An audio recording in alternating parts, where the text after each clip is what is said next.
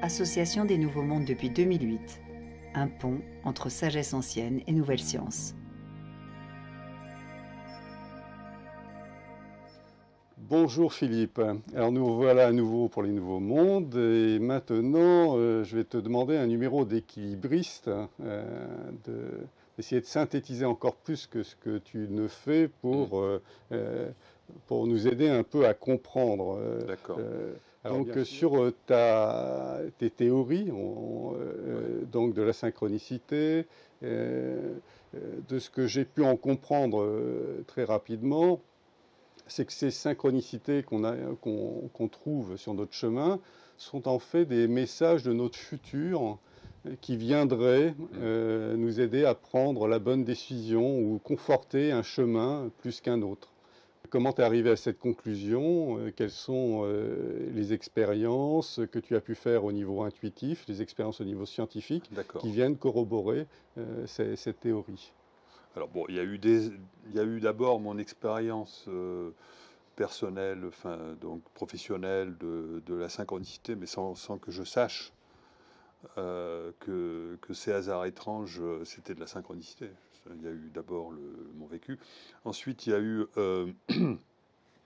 toutes mes lectures qui m'ont convaincu du fait qu'on avait un vrai phénomène, les coïncidences étranges, les synchronicités, etc. Alors je rappelle ce que c'est qu'une synchronicité. C'est on va dire, allez, pour faire simple, c'est une coïncidence étrange. Donc par exemple le lien entre deux événements qui n'ont pas de rapport de causalité et qui ne sont pas du tout habituels, et un état d'esprit comme si ce qui se passe dans la réalité venait résonner avec quelque chose qui nous parle, comme si ce qui se passe dans la réalité vient nous apporter une réponse à une problématique, en tout cas quelque chose qui nous fait frissonner. Ça touche d'abord l'émotionnel et on a vraiment l'impression que l'univers vient nous apporter une information. Voilà. On ressent au fond de soi-même que c'est important. Voilà, on ressent, on ne comprend pas forcément tout de suite, mais on ressent que, alors là, on va dire entre guillemets, l'univers est en train de nous parler. Voilà. D'accord. Donc il y en a qui parlent il y en a qui parlent de petit ange, etc. Bon. Un ange, non, c'est mieux qu'un ange passe. Et donc ça, je l'ai vécu. Je l'ai vécu dans un premier temps sans le savoir, et puis dans un second temps, même en le provoquant. Enfin, je passe là-dessus, même avant de le provoquer, j'ai essayé de comprendre comment ça fonctionnait. Et la physique nous apporte une explication à travers deux théories qui sont les mieux vérifiées par l'expérience, la mécanique quantique et la théorie de la relativité. La relativité nous dit que notre futur existe déjà. Et la quantique nous dit qu'on vit dans un multivers où tout ce qui est possible arrive, c'est-à-dire qu'on pourrait avoir une myriade de vies complètement différentes les unes des autres. Et du coup, pour concilier les deux théories, les physiciens ont l'habitude de parler du multivers, c'est-à-dire qu'on aurait toutes les autres alternatives de notre vie qu'on ne vit pas nous-mêmes seraient vécues par des myriades de doubles de nous-mêmes dans des univers parallèle, donc autant dire que ça c'est complètement, on pourrait presque dire délirant. Enfin bon. Donc moi j'explique ça autrement. Pour concilier les deux théories, la quantique et la relativité, je dis que le multivers nous appartient. Ça correspond bel et bien au potentiel d'une seule et même personne. Et simplement pour que ça soit compatible avec la relativité, je dis qu'à tout moment, notre futur existe déjà, mais qu'il est flexible, qu'il est malléable. Et j'ai réussi à faire des publications pour démontrer, pour en tout cas valider scientifiquement, belle publication, pour valider scientifiquement cette idée de flexibilité de l'espace-temps, c'est-à-dire que tout se passe comme si notre futur était comme le tracé d'un GPS qui existe déjà, hein, donc on prend la voiture pour aller n'importe où et tout ce qu'on va traverser existe déjà. Le tracé qu'on va suivre existe déjà puisque c'est le GPS qui nous l'indique, sauf qu'au fur et à mesure où on y va, le tracé peut changer. Soit que les conditions finales changent, la destination, soit que moi je ne suis pas les instructions de la dame et que mon libre arbitre fait que non, je ne suis pas le tracé. Mais quand je ne suis pas le tracé, le tracé s'adapte. Hein, il dit faites demi-tour, etc. Et puis après, il s'adapte. Donc, ce que je dis, c'est que ça fonctionne comme ça dans notre futur et que le fait de le voir comme ça permet d'expliquer les synchronicités. Et Alors, donc, pour reprendre, excuse-moi, l'analogie du GPS, est-ce que la destination est toujours la même ou au contraire, au fur et à mesure, on peut changer de destination? alors voilà, là on touche au point clé. Pour comprendre la synchronicité, notamment comment on provoque la synchronicité, l'idée, bon ben là je fais un raccourci parce qu'il faudrait expliquer c'est pourquoi. l'exercice intéressant qui... L'idée c'est qu'il y a deux entités qui nous gouvernent. Il y a une entité consciente qui s'appelle le moi, et il y a une entité subconsciente ou inconsciente qui s'appelle le soi en référence à la psychologie jungienne. Hein. Et en fait, ce soi serait lié à notre futur. C'est-à-dire que notre soi, lui, il ne demande pas mieux que on arrive à aller vers un certain futur qu'il a choisi, lui, parce qu'il est vraiment nous. Tandis que nous qui croyons être nous, on n'est pas nous, on est notre soi, mais nous on est enfermés dans notre conditionnement qui crée un ego, et l'ego il croit qu'il est tout seul, enfin qu'il n'y a que lui, et donc voilà, donc il se crée, il se met des œillères, et surtout lorsqu'il croit que tout est mécanique ou qu'il est matérialiste, bah là il risque pas d'écouter son soi. Et donc, il se crée un futur qui n'est pas bon, quoi, hein, parce que là, c'est un futur mécanique, enfin, ou disons, qui finit par devenir un esclave au bout du compte. Et, là, et donc, et moi, ce que je dis, c'est que si on fait l'effort de se déconditionner, de déconditionner le mental, l'émotionnel et l'ego, les trois, parce que la conscience a trois centres, et ça c'est très, très physique, très rationnel. Si on fait l'effort de se déconditionner, on se retrouve naturellement connecté à notre soi, et, à ce moment-là, on peut recevoir les instructions du soi qu'on reçoit sous forme de joie de se concevoir, de voir naître en soi une nouvelle intention. Comme je disais tout à l'heure, moi, ce que j'ai vécu dans ma vie, c'est à un moment donné un déconditionnement qui a été contraint par une épreuve de vie, qui m'a amené à la grande joie de découvrir que mais je voulais m'installer en Haute-Provence, écrire un bouquin, ce qui m'a mis en joie. Ça m'a tellement mis en joie que je l'ai fait voilà. Et donc ça, ça veut dire que je venais de découvrir le chemin de vie de mon soi, qu'il espérait que j'arrive à connecter. Et donc c'est une épreuve de vie qui m'a permis de connecter. Et donc après, quand j'ai connecté avec cette intention de faire ces deux choses, et qu'est-ce qui s'est passé? C'est à ce moment-là, j'ai énergétisé le nouveau futur correspondant au soi. J'ai mis des barrières sur l'ancien futur qui consistait à refaire comme avant. Et c'est là que la rétrocausalité, donc l'influence du futur, a permis, tout comme un GPS hein, qui cherche, puisqu'il fait pas, on suit le trajet d'un GPS, et puis paf, on décide de ne plus y aller.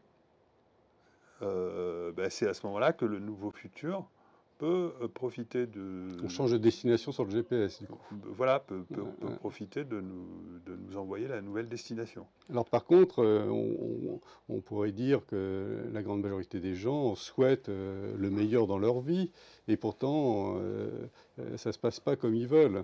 Parce qu'ils souhaitent le meilleur dans leur vie, mais qu'est-ce que c'est que ce meilleur? Ils confondent la joie et le plaisir, ils confondent le conditionnement. Le plus grand fléau, c'est le conditionnement. C'est l'enfermement dans tout ce qu'on a, tout ce qui nous conditionne à vivre une vie finalement où on ne se réalise pas et où on finit par devenir malheureux. Et à croire que les plaisirs de la vie vont nous permettre de nous réaliser. Non, c'est pas. Il faut se trouver soi-même. Il y a une véritable joie, authenticité et découvrir le sens de sa vie, c'est quelque chose, même si c'est pas pour accomplir de grandes choses, c'est quelque chose d'extraordinaire. Ça nous met en joie. On a besoin d'aucune possession matérielle, de quoi que ce soit pour être heureux. Le bonheur, c'est le chemin. On peut découvrir, le bonheur, non pas dans la destination, mais dans le chemin. Le bonheur, c'est le bonheur de se découvrir soi-même, avec l'intention de se réaliser par le fait qu'on est dans la joie du choix qu'on a fait de suivre justement ce chemin qui nous emmène vers une destination qui est... Mais on n'a pas besoin, en plus, de savoir comment est-ce qu'on va... À partir du moment où on est dans ce qu'on est vraiment au fond de soi, on va trouver automatiquement les occasions, les opportunités, le kéros, le second temps kéros qui va nous conduire à destination. Donc, si j'essaie de résumer, le conditionnement serait le mental qui a pris trop de pouvoir, Oui. et il faut retrouver, laisser parler un peu son cœur, son côté subtil, je Oui. dirais, et que le mental redevienne, entre guillemets, un esclave, un serviteur du cœur, quoi. Voilà, parce que notre société a perdu la connexion avec a perdu la connaissance avec l'information qui était connue par nos grands philosophes, comme par exemple, peut-être pas Descartes, mais Pascal, Spinoza, etc. Comme quoi c'est le cœur, c'est la joie qui est au-dessus du mental et qui est là pour nous guider. La plus grande intelligence, les meilleures idées, les idées de génie nous sont apportées par l'intuition, et l'intuition passe par le cœur. Si on n'a pas d'ouverture du cœur, si on n'est pas dans l'envie, la joie et l'envie de se dépasser, la passion, etc., la flamme qui n'a rien de mental, c'est complètement vibratoire. Eh bien, on ne fait pas descendre les idées de génie. On n'arrive pas à sortir de la boîte. Le mental, il crée une boîte. C'est ça qui crée les dogmes de la physique, par exemple, le déterminisme, la causalité, etc. Et il nous enferme, parce que les conditions de la rigueur sont de créer des dogmes, et on ne peut pas faire de science sans respecter la rigueur. Le problème, c'est qu'en même temps qu'on respecte on fait ça, on impose des prérequis qui sont finalement faux, parce la science a découvert que les dogmes étaient faux. Donc, on fait presque pire que d'accepter la transcendance qui nous est amenée par la connexion grâce au cœur. Hein, et on peut se demander si finalement la spiritualité n'est pas finalement plus rationnelle que la science qui cherche à nous imposer la rigueur. Pour moi, elle l'est. Donc, ce que tu es en train de nous dire, que la spiritualité sera la science de demain. Alors non, enfin pas tout à fait. Je dis que la science et la spiritualité doivent converger pour fabriquer une vraie science, qui serait une vraie science qui nous amène vers la connaissance. Mais pour ça, il faut que la science intègre l'intelligence émotionnelle, l'intuition, et même la transcendance, c'est-à-dire l'acceptation de parachuter des principes qui ne sont pas guidés par le mental, mais qui sont guidés par le cœur. Voilà. Alors, comment tu expliques que... Par exemple, la beauté des équations, l'élégance, avoir comme principe que pour qu'une équation soit correcte, il faut qu'elle soit à la fois belle, élégante, simple, etc. Ça, c'est pas rationnel, c'est pas des conditions du mental. Ce sont des conditions qui viennent du cœur. Les matheux, ils savent bien que en tout cas les physiciens, ils savent bien que ça doit être comme ça. Mais ça, c'est considéré comme pas rationnel. Alors que c'est rationnel si on dit que, après, quels sont les bons mots? Est-ce qu'on veut être rationnel ou est-ce qu'on veut être scientifique? Après, il y a des problèmes de langage. Hein. Alors, comment tu expliques que la science, en fin de compte, en un mot, la science, on croit dans ce qu'on peut démontrer. Si on ne le démontre pas, c'est pas de la science. Mais non, mais ça ne veut rien dire. Ouais. Parce que la notion de preuve et la notion de démonstration sont toujours relatives à un cadre imposé. Oui, ça veut dire que c'est pas parce que tu ne démontres pas que ça n'existe pas. D'abord, mais ensuite, une preuve n'est jamais une preuve. Parce qu'une preuve est toujours relative à un cadre imposé. Et le cadre aujourd'hui, imposé par la science, on sait qu'il est faux. Il est, je l'appelle, le cadre imposé entre quatre murs que sont la causalité, le déterminisme, le hasard fondamental et la matière, le matérialisme. Donc ça, ce cadre, il est faux. Il est complètement... Mais on nous l'impose. Alors évidemment... on ne peut pas avoir accès à la vérité, puisqu'on part d'un cadre qui est erroné. Donc même la preuve ne pourra jamais être considérée rationnellement comme une preuve d'existence. C'est complètement contradictoire. Et qu'est-ce qu'il faudrait faire pour ouvrir un peu la science? Pour ouvrir la science, il faut que la science accepte que elle doit inclure d'autres principes que celui de la rigueur, ou au moins elle doit compenser la rigueur par la transcendance. Donc elle doit accepter que on introduise des principes qui utilisent d'autres critères que les critères qui viennent du mental. Et pareil pour l'intuition. Alors, avant la rigueur, il y a... j'avais fait un joli schéma. Enfin bon, voilà, il faut faire intervenir. La science arrive à rentrer dans la subtilité de quelque chose qui commence à ressembler à une information vibratoire, émotionnelle. Elle commence voilà, on rentre un peu, mais elle ne rentre pas dans l'intuition, parce que l'intuition, elle est trop, par définition justement, on ne l'appellerait pas intuition, si ça n'était pas une connaissance qui est trop empirique ou dont on ne sait pas où elle puise ses fondements. On ne l'appellerait pas intuition. Et donc, on met l'intuition hors de la science, et c'est complètement délirant de mettre l'intuition hors de la science. Bon, parce qu'effectivement, on ne sait pas faire la différence entre les bonnes intuitions et les mauvaises intuitions. Il peut y avoir des mauvaises intuitions. Moi, je sais que la moitié de mes intuitions sont mauvaises. Voilà, parce qu'on a tendance à s'emballer. Parce que une information qui tombe du ciel, bah, elle peut être finalement juste une projection du mental, hein, qui est en train de se leurrer lui-même. Mais bon, je veux dire en tout cas que une fois sur deux une intuition fonctionne, c'est fantastique. Alors que une fois sur des milliers, peut-être même des millions, une bonne idée qui provient du mental risque de fonctionner. Hein, parce que le mental, lui, il se trompe systématiquement. Regardez le nombre de matheux et de physiciens qui fabriquent des théories qui sont forcément toutes fausses, puisqu'elles sont toutes en contradiction les unes avec les autres. Franchement, vous avez des carrières entières de chercheurs, et on tolère que des carrières entières de chercheurs se fassent sur une idée fausse. Regardez tout ce que la théorie des cordes a produit comme recherche qui ne mène strictement à rien. C'est incroyable. Mais bon, sous prétexte que ces chercheurs-là, ils s'expriment correctement, que bon, ben voilà, ils sont capables de développer, ils ont un style, ils sont respectés, ils font des publications, ben, ils sont respectés. Voilà. Alors que tout ce qu'ils écrivent ne sert à rien, quoi. Bon. Enfin là, je dérive un peu. Hein. Oui, oui.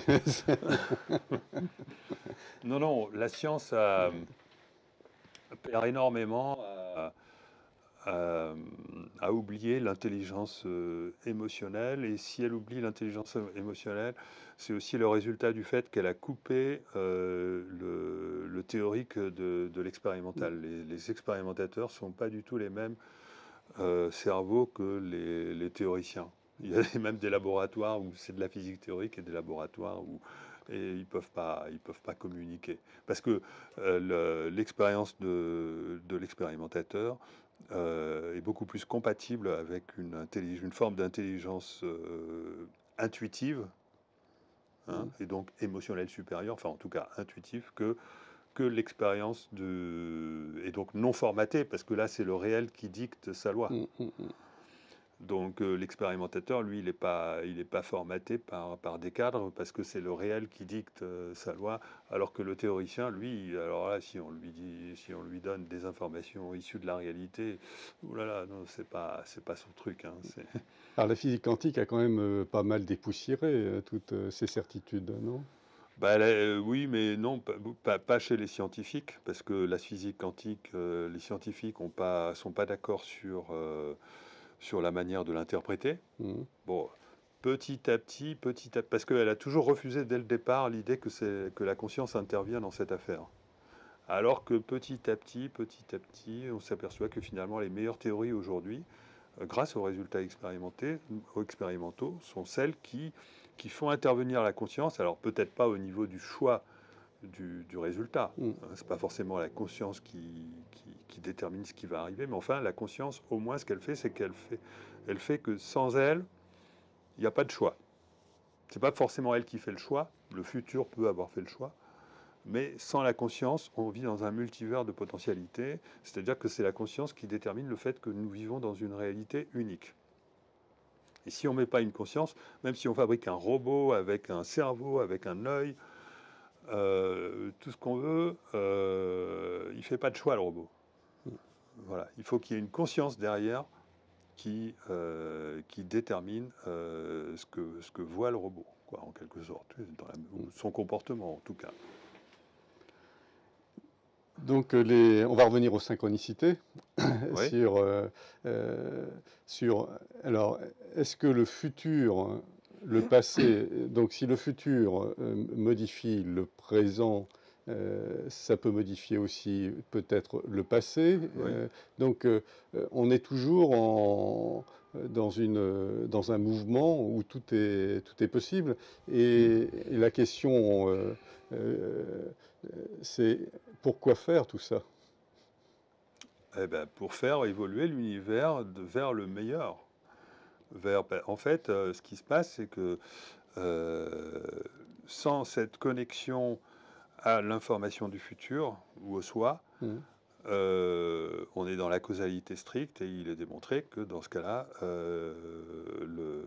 c'est la règle de la seconde loi de la thermodynamique, c'est-à-dire l'entropie augmente tout le temps, qui impose sa loi, et donc on va toujours vers le désordre, dans ce cas-là. Et donc on va toujours vers le mal. Hein. Or, si on observe, aujourd'hui on ne peut plus dire ça. Avant on disait oui, mais il n'y a que la planète Terre sur laquelle il y a de l'ordre, il y a de la vie, etc. Les autres planètes, elles doivent être mortes. Aujourd'hui, on sait que non, la vie règne partout dans l'univers, enfin, et même probablement la vie intelligente.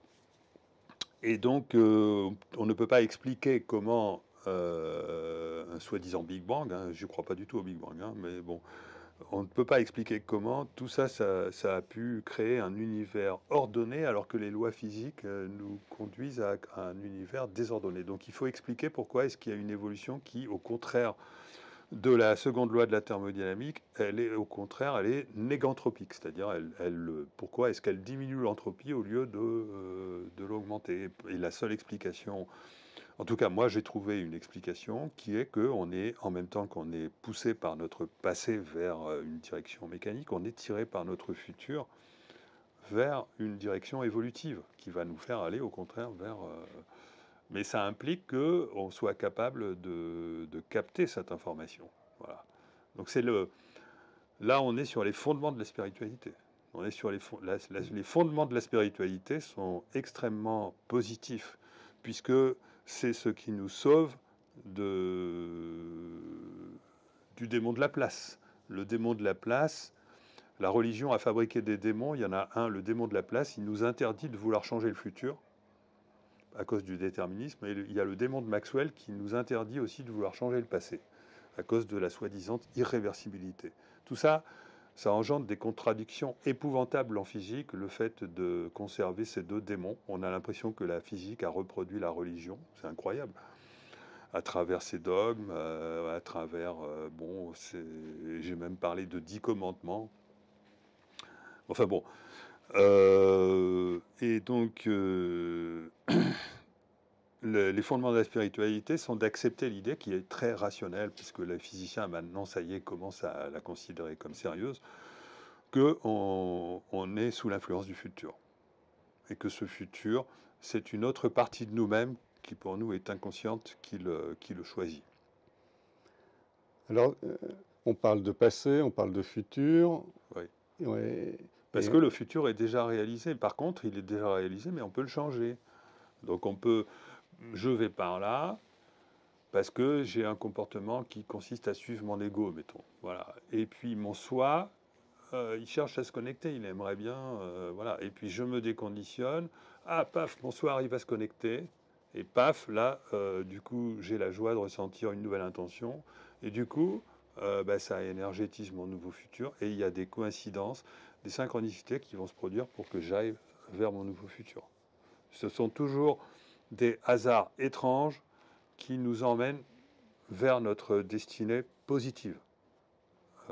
C'est toujours des hasards étranges de rencontres, voilà, enfin toutes sortes. Moi, j'en ai vécu toutes sortes, hein, des hasards étranges. C'est même en informatique. Je me souviens que le programme, le logiciel que j'avais développé pour monter ma deuxième société, Uratech, c'était un logiciel tellement compliqué que ça consistait à rendre une caméra intelligente.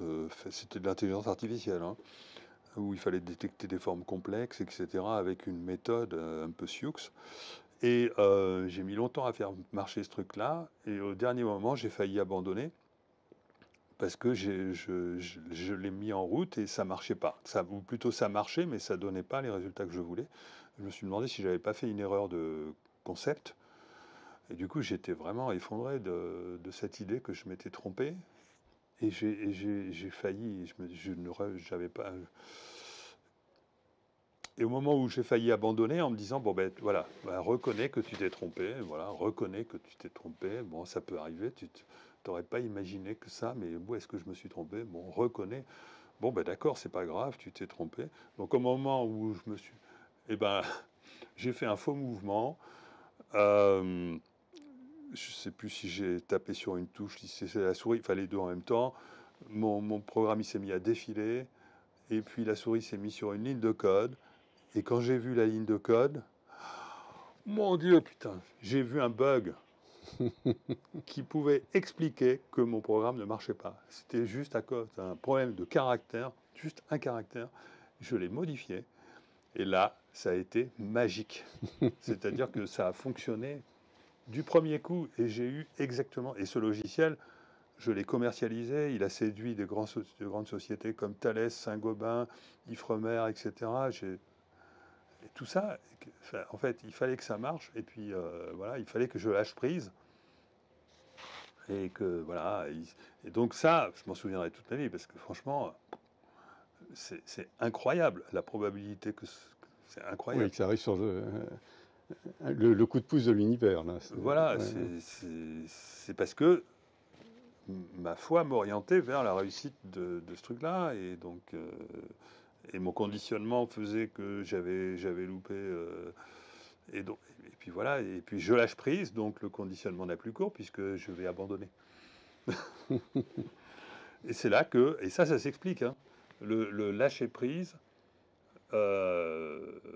nous permet de sortir du conditionnement qui nous emmène vers l'échec, en fait. Donc ça revient un peu à ce qu'on disait tout à l'heure, c'est que quand on lâche prise, on lâche le pouvoir du mental. Quoi. Voilà, le lâcher prise pour le mental et le détachement pour l'ego. Et là, c'est aussi le détachement qui a joué. Parce que je me suis dit, reconnais ton erreur. Parce que je m'étais trop investi dans l'idée que ça allait marcher. En fait, si mon ego n'aurait pas fait... il y avait trop d'ego. L'ego voulait que ça marche et n'a pas suffisamment fait attention pour qu'il n'y ait pas de bug. Et j'avais introduit un bug. Voilà. Bon. Alors que d'habitude, ça m'est arrivé de faire marcher des trucs du premier coup, sans que... Parce que là, l'ego n'avait pas... Et j'étais dans un... Je faisais attention à tout. En fait, voilà. Quand il n'y a pas d'ego, qu'est-ce qui se passe? Vous êtes en train de faire un truc. Vous savez que si vous savez que si vous faites le moindre erreur, ça ne va pas marcher. Et donc, vous n'êtes pas mené par l'ego là. Vous êtes mené par le sens de l'émerveillement qui vous dit, putain, si jamais je fais la moindre erreur, si jamais je ne fais pas d'erreur, je vais faire un truc super. Et donc là, vous vous investissez pour ne pas faire d'erreur. Faites attention à tout. Et puis on ne pense pas à la réussite, on est vraiment dans Voilà. le projet, on Là, est fait corps avec le projet, voilà. voilà. On Et est focalisé. Ouais. voilà. Et là, effectivement, vous arrivez à faire un truc qui marche, un truc super qui marche du premier coup. Alors que quand, évidemment, puisqu'on a envie que... Et donc j'ai eu les deux. J'ai eu les deux. Donc, donc ces théories qui sont éprouvées tous les jours, si on devait les synthétiser dans la vie de tous les jours, quels seraient tes conseils? Aujourd'hui, plus que jamais, on voit qu'on vit dans une société de consommation qui nous enferme, qui veut nous conditionner à rentrer dans un moule, etc., à nous discipliner à des règles absolument absurdes, etc., et qu'on accepte parce que on nous a fait croire que c'était que le mental, qu'on nous a fait croire que l'intelligence, la plus grande intelligence, c'était le mental. Et qu'est-ce que c'est que le mental pur, sans émotion? C'est l'intelligence artificielle. Et donc on nous a fait croire que l'intelligence artificielle était la plus grande intelligence, qu'elle allait surpasser l'humain. Et donc on nous a habitués à l'idée qu'il fallait accepter des mesures issues d'une intelligence artificielle ou de gens qui ont réfléchi alors que nous on n'a pas réfléchi. Et donc on accepte des seuils. Par exemple, pas plus que 6 personnes, par exemple, après 7 heures du soir, après 21 heures, par exemple. Enfin, ils ont mis plein de seuils dans leurs mesures. Et ça, c'est le défaut du débutant.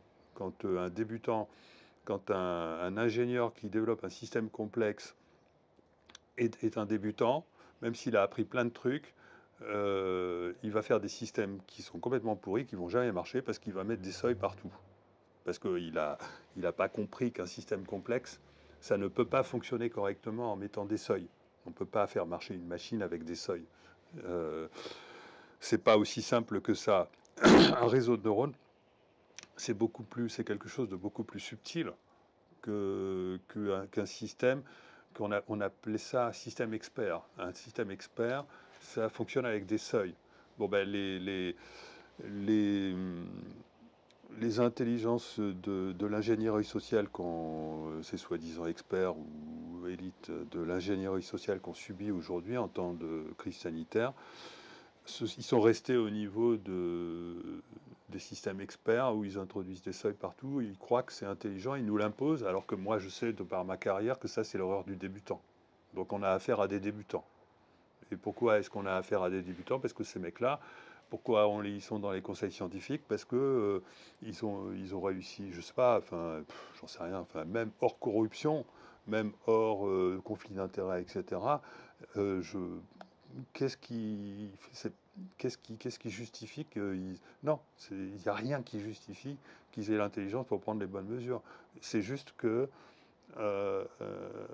voilà, on vit dans un règne du mental qui n'a pas compris que c'est pas une source d'intelligence. Que le fait d'introduire des règles et d'introduire des seuils, c'est au contraire c'est source d'entropie. C'est pas une source d'intelligence. Là, on a complètement nié l'intelligence humaine avec toutes ces mesures. J'appelle ça le covidisme. J'ai fait un joli graphique qu'il faudra mettre sur ta bande là pour expliquer dans quoi on a sombré. On était déjà la science, elle est déjà un peu du côté du mental. Le scientisme qui consiste à dire il n'y a que la science qui peut résoudre les problèmes est déjà largement dans un biais matérialiste qui l'empêche d'être intelligent. Et là, on a carrément sombré dans le covidisme, où là, on est dans le mental complètement avec qui est un aveuglement parce qu'on privilégie une rigueur et on n'est même pas capable d'imposer la rigueur. Enfin bon, j'aimerais pouvoir approfondir ça, mais disons que on a fait accepter à la population des règles qui sont complètement ridicules et qui par rapport au potentiel de l'intelligence humaine. Voilà. Et alors, qu'est-ce qu'il aurait fallu faire idéalement pour pour gérer un problème comme celui-ci? Rien, observer, faire comme beaucoup de pays ont fait, etc. D'abord, respect du libre arbitre, information, faire exactement le contraire de ce qui a été fait. C'est-à-dire donner l'information, donner l'information et non pas la censurer. Laisser les sources d'informations différentes se prendre la tête, etc. Ceux qui disent, bah non, enfin bon. Laisser s'exprimer toutes les opinions, etc. Faire passer dans les médias toutes les opinions, les scientifiques de tous les bords, et laisser les gens décider librement de ce qu'il faut faire. Mais est-ce que, avec toutes ces sources d'information, ça devient de la désinformation? Parce qu'on, Mais non, mais du coup, on l'a, là, on est encore plus dans la désinformation que si on n'avait pas censuré. Oui, oui. Et alors, comment faire pour trouver la vérité quand on n'est pas scientifique, par exemple, avec toute cette masse... Il faut tout écouter. Tout écouter, mais oui, voilà. Mais justement, c'est là qu'on a besoin de l'intelligence émotionnelle pour comprendre quelle est la bonne source d'information. Tout à fait, oui, parce que je pense que tout écouter, c'est compliqué dans la vie quotidienne. On ne s'en sort pas si on n'en passe pas. Ressentir quelque chose, voilà, il faut passer par le ressenti. Ouais, ouais. Moi, je fais des conférences, par exemple, où j'explique des choses au public à partir de notions qu'ils ne comprennent pas parce qu'ils ne comprennent pas la physique, etc. Mais ils disent qu'ils comprennent ce que je dis. Bon, pourquoi? Parce qu'en fait, ils ont un ressenti émotionnel qui leur permet de comprendre. C'est-à-dire que le langage, le mental, c'est la surface des choses. Mais en dessous, il y a la manière de s'exprimer qui donne beaucoup plus d'informations. Et ça, la science, on n'en tient pas compte. Et ben, en fait, quand on recherche la bonne information, il faut toujours... D'abord, de toute façon, c'est simple. Hein. L'émotionnel, c'est facile. L'émotionnel, dès qu'il émet de mauvaises vibrations, c'est qu'on est sur la mauvaise voie. Et dès qu'il émet de bonnes vibrations, c'est qu'on est sur la bonne voie. On a cet avantage énorme de pouvoir exploiter quelque chose qui... Et donc, il ne faut pas écouter, effectivement, les complotistes quand ils te vous dressent un tableau insupportable qui signifie qu'on est gouverné par des élites qui veulent réduire la population, etc. Parce que ça, c'est noir. Ça nous amène à avoir encore plus peur que le virus lui-même. Il ne faut pas écouter donc même les médias dominants lorsqu'ils nous disent qu'il faut avoir peur du virus, alors qu'on connaît l'effet placebo, l'effet nocebo. Je veux dire, si on veut rendre malade quelqu'un, il suffit de lui dire attention, il y a un virus, et même s'il n'existe pas, il va se rendre malade. Donc tout ce qui est mauvaise vibration, tout ce qui peut faire peur, etc., ce sont des sources d'informations qui sont fausses, en général. Il ne faut pas faire trop de... Et puis, et donc on a l'émotionnel supérieur, parce qu'en fait, effectivement, l'émotionnel inférieur peut nous induire en erreur, mais l'émotionnel supérieur, c'est la source d'information véritable. C'est ce qui nous permet de faire la synthèse. Parce qu'en fait, pourquoi est-ce qu'on a un mental et un émotionnel? Parce qu'on est dans un monde trop complexe. Et donc, on a besoin de deux facultés pour appréhender ce monde. On a besoin d'une faculté d'analyse et de la faculté complémentaire de synthèse. La faculté d'analyse nous est amenée par le mental, qu'on appelle souvent un peu abusivement cerveau gauche. Et la faculté de synthèse nous est apportée par l'émotionnel, qu'on appelle aussi là un peu abusivement cerveau droit. Bon, en réalité, c'est plus compliqué que ça. Et on n'a pas appris à utiliser l'émotionnel. Moi, j'ai appris depuis ma tendre enfance. Quand tu parles aussi d'inconscient, non? De conscient, inconscient? Ben oui, parce qu'on va puiser, l'émotionnel va analyser beaucoup plus. Par exemple, moi, quand je lis des livres, je ne comprends pas tout, mais depuis ma tendre enfance, je lis plein de livres. Et quand j'ai compris quelque chose dans un livre, je m'empresse de l'oublier. Quand j'ai compris quelque chose qui me fait plaisir, je m'empresse de l'oublier pour que mon mental ne s'en empare pas. Parce que je sais que mon émotionnel, lui, il va mémoriser l'information et qu'il va me permettre de faire une superbe synthèse un jour. Tandis que si je dis mon mental, ouais, c'est super, donc ça doit être vrai. Non, c'est en accumulant l'information issu de toutes les sources que l'émotionnel finit par se fabriquer une signature vibratoire sur la validité, sur la vérité, sur la synthèse, la bonne synthèse. Voilà. Si l'émotionnel l'émotionnel, il est fait pour appréhender une vastitude d'informations incohérentes, contradictoires éventuellement, alors que l'analytique, le mental, il est fait pour se centrer sur les détails. Là, il faut que ce soit cohérent. L'incohérence ne dérange pas l'émotionnel.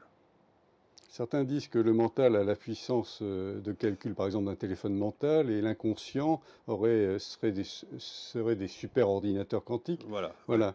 Et l'intérêt, ce serait de laisser passer un peu les résultats de cet inconscient au mental. L'inconscient qui correspond au subconscient, c'est-à-dire effectivement à la conscience supérieure, au soi, etc. Enfin, tout ça, enfin, en tout cas, à cette source, elle est quantique.